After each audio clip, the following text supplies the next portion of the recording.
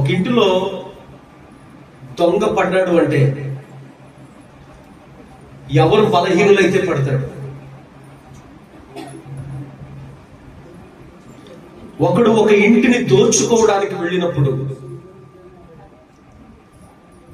ఆ దొంగవాడు మొదట ఆ ఇంటి యజమానుల్ని బంధిస్తాడు, యజమానురాలని బంధిస్తాడు. అప్పుడు ఆ ఇంటిని చాలా తేలికగా దోచుకోగలుగుతాడు.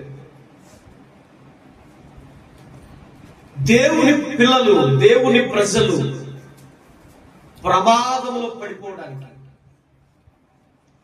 వ్యాధిలో పడిపోవడానికి, శోధనలో పడిపోవడానికి, నష్టములో కష్టములో పడిపోవడానికి మొట్టమొదట దేవుడు ఎవరిని బంధిస్తాడో తెలుసా? ప్రార్థించేటటువంటి వారిని బంధిస్తాడు. ఎవరు బంధిస్తాడు? ప్రార్థించే విజ్ఞాపన కర్తలను బంధిస్తాడు.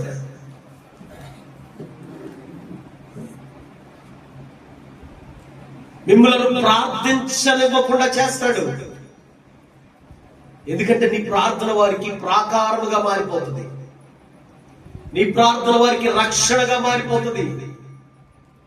అందుకని ప్రార్థించనివ్వకుండా ముందు ప్రార్థించే వారికి వాడు శోధకుడుగా మారి వాడిని ప్రార్థించనివ్వకుండా చేస్తాడు.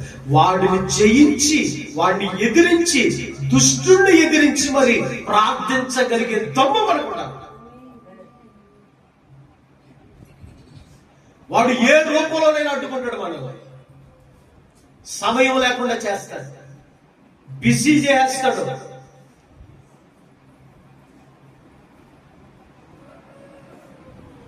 ఆసక్తి లేకుండా చేస్తాడు, ఆరోగ్యం లేకుండా చేస్తాడు. ఏ రకంగానైనా నిన్ను బంధించడానికి వాడి దగ్గర సర్వశక్తులు ఉన్నాయి. దగ్గర దుష్టుని ఎదురిస్తేనే వాడిని జయించి వాడి వశములో ఉన్నటువంటి ప్రతి విధమైన ఆత్మలను మనము రక్షించగలుగుతాము. హల్లెలూయా, హల్లెలూయా, హల్లెలూయా. దయచేసి ఈ భారము తెచ్చుకోవాలని సంఘం అంతటికి నేను పిలుపునిస్తా ఉన్నాను. ఆమేన్. ఈ భారము తెచ్చుకోవాలి.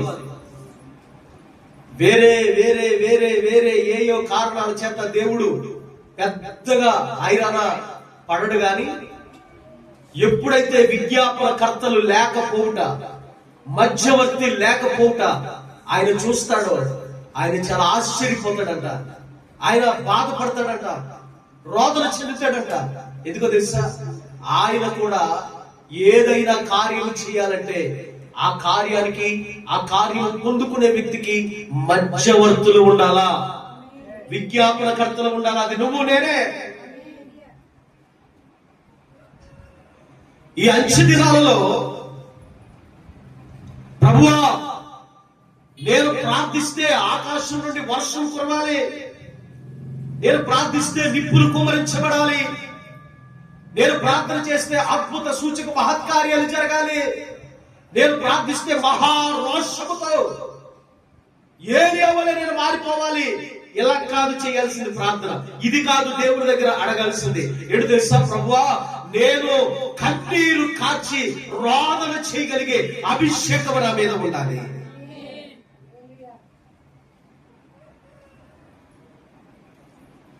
కన్నీరు కాచి రోదన చేయగలిగే అభిషేకము నీ దగ్గర ఉంటే, నీ మీద ఉంటే, ఏదైనా నీ పాదాల దగ్గర దాసోహం అవుతుంది నీకు. అందుకని యాకోబు భక్తుడి గురించి మాట్లాడుతూ అతడు మగ సిరి కలవాడే ఏం చేశాడంట? దేవుని సైతం జయించాడంట. ఏంటి మగసిరి? మగసిరి అంటే ఏంటి? దమ్ముంటే రారా, నువ్వు మగడు అయితే రారా అంటే చూసా, అది మగసిరి. అక్కడ దమ్ము చూపించలేదు, కత్తులు కటారులు చూపించలేదు. ఎవరు? యాకోబు. ఏడవడం తెలుసుకున్నాడు. హల్లెలూయా.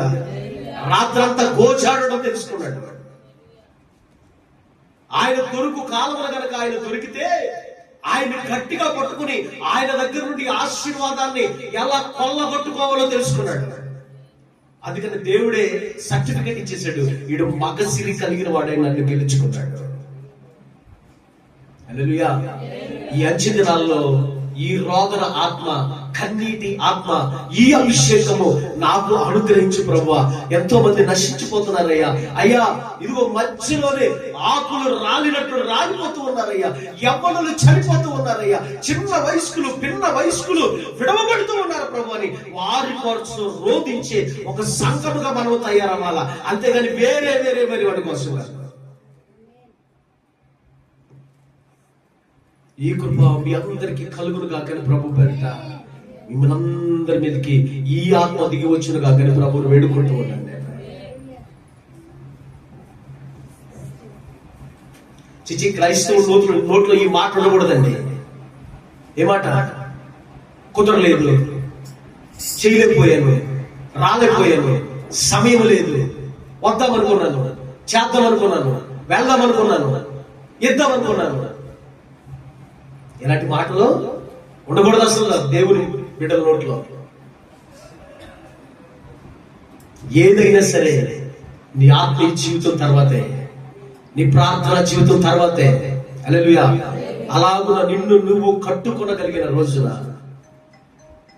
దేవుడు నీ వశంలో కొన్ని ఆత్మలు ఉంచుతాడు. నీ ద్వారా కొంతమందిని రక్షిస్తాడు. నీ ద్వారా కొంతమందిని పరములకు చేరుస్తాడు. ఆ కృప దేవుడు మీకు అనుగ్రహించాలని మనసారా నేను కోరుకుంటూ